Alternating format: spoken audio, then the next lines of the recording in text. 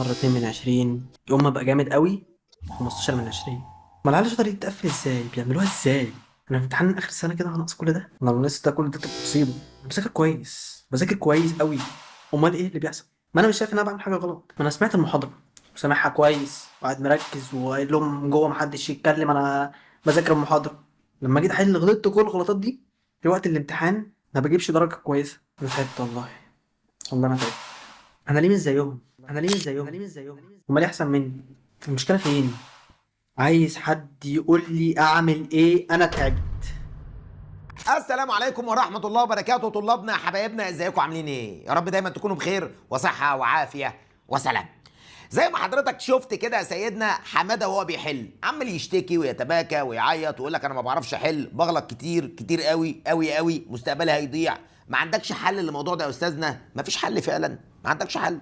تفتكر في حل ولا كده خلاص السنه راحت عليا؟ ترى هي دي الدرجه اللي انا هجيبها اخر السنه ولا اخر السنه هبقى شطور؟ طيب بدايه كده يا سيدنا، لو حضرتك بتسال هذه التساؤلات الكتير قوي قوي قوي قوي، فتعالى اقول لحضرتك هي المشكله فين. بس قبل ما اقول لك حل المشكله يا سيدنا، عايز اقول لحضرتك ان الموضوع متوقف عليك. انا هقول لك الحل بس حضرتك مطلوب منك تنفيذه.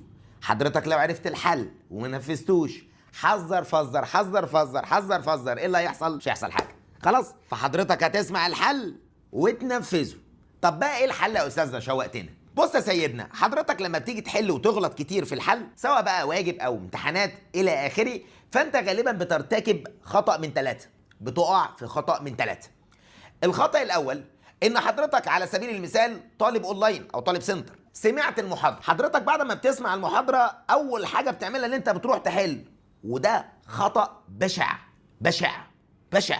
حاول تتوب منه، لان في خطوه في النص حضرتك ما عملتهاش او نسيت تعملها او عملت نفسك مش اخد بالك وما عملتهاش، اللي هي المذاكره يا حبيب قلب استاذنا. المذاكره يا قلب استاذنا انت، ان حضرتك تذاكر. تقول لا والله العظيم انا سمعت المحاضره.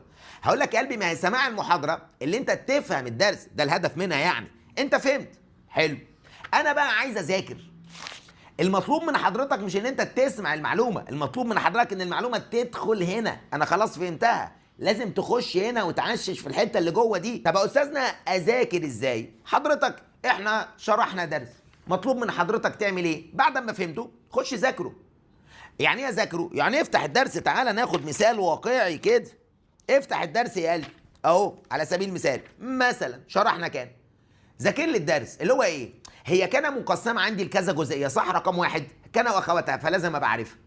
وعارف كمان ان كان ممكن تبقى تيجي في زمن الازمان الثلاثه، ماضي مضارع امر، بس ما عدا ليس وما دام دي جامده، ما عدا ما زال ما برح ما فتئ من فك، دي افعال ممكن تيجي في زمنين بس، زمن الماضي وزمن المضارع، بسميها ناقصه التصرف. وكمان اخد بالي ان الاستاذ وهو بيشرح قال ما دام، ما هنا ظرفيه مصدريه، لكن هو بيقول ما زال ما برح ما فتئ من فك، ما هنا نافيه. الحاجات دي لازم تكون انت بتسمعها. تقول يا استاذنا ما هي موجوده في الكتاب. ما انا عارف يا قلب استاذنا ان هي موجوده في الكتاب، والله عارف.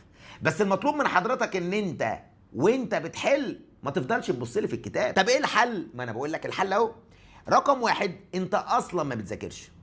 طب يا استاذنا والله ذاكرت يا عم. طب اقفل كده، انا مذاكر كل حاجه. حلو، يبقى لازم تعمل حاجه اسمها اختبار مذاكره.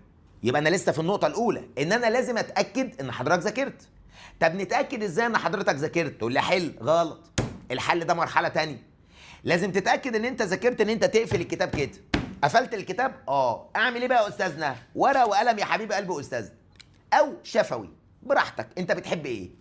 احنا النهارده انا نذاكر ايه دلوقتي؟ كان واخواتها، ماشي يلا بينا. سريعا كده ملخص سريعا. كان واخواتها، هي كان واخواتها احنا شرحنا فيها قلنا افعال ناقصه ناسخه متصرفه. مين كان؟ رص كان واخواتها. ايه تاني عندك في كان واخواتها؟ ترفع اسمها وتنصب خبرها. طب خلي بالك من كان واخواتها ايه الملاحظات اللي انت ممكن تقع فيها والمستر نبه عليها والاستاذ نبه عليها؟ والله ده قال لك خلي بالك قفصه واحد كان واخواتها لما يتصل بها ضمير، خلي بالك لما يتصل بها ضمير. خلي بالك لما كان واخواتها يجي بعدها شبه جمله غالبا جمله مقلوبه. خلي بالك من الحته دي. خلي بالك برضو من الخبر ليس لما يتصل بباء، الباء ممكن تبقى حرف جر زائد، وساعتها كنا بنقول خبر نوعه مفرد. تمام. وانا بعرف خبر ليس، اقول خبر ليس مجرور لفظا منصوب محلا. حلو الكلام ده تمام كده. طيب كان ممكن تبقى زائده، صح؟ لما تيجي في اسلوب التعجب بين افعل التعجب والمتعجب منه، زي مثلا لما اقول ما كان اعظم الرجل. حلو جدا ممتاز. طيب ما دام، ما هنا ظرفيه مصدريه، ما زال ما برح الى اخره، الاربعه دقيقه ما هنا نافيه. كده يا قلبي انا بعمل ايه؟ انا كده اسمي ذاكرت. لكن اقول لك ايه في الكتاب؟ قول لي، تقول لي اقول لك ايه؟ اصل انا ما بعرفش اشرح. ما انا بقولكش اشرح، ما بقولكش اشرح يا قلبي. انا بقول لحضرتك لخص لي اللي انت عملته. اما تلخصه في ورقه، او ان حضرتك مش عايز تلخصه في ورقه، عادي يا عم ما تلخصوش في ورقه.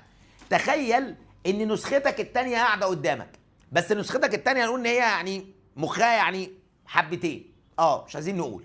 فتخيل ان انت عايز تفهمه حاجه فاشرح له من غير ما تفتح الكتاب. قدرت تعمل ده يبقى انا مذاكر.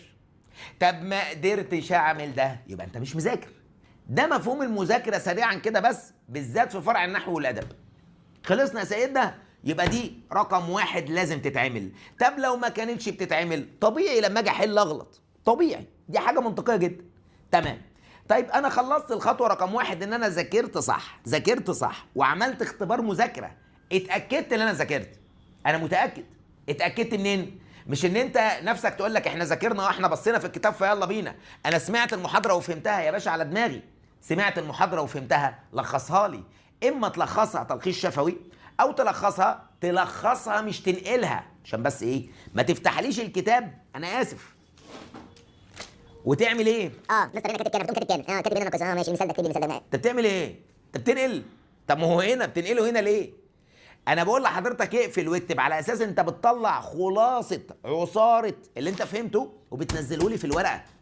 فمعنى كده ان حضرتك تمام، ده اللي موجود في دماغك، فلما تيجي تحل سؤال هي دي المعلومات اللي موجوده في دماغك. تمام يا سيدنا؟ تمام. يبقى دي الخطوه الاولى يا قلب سيدنا.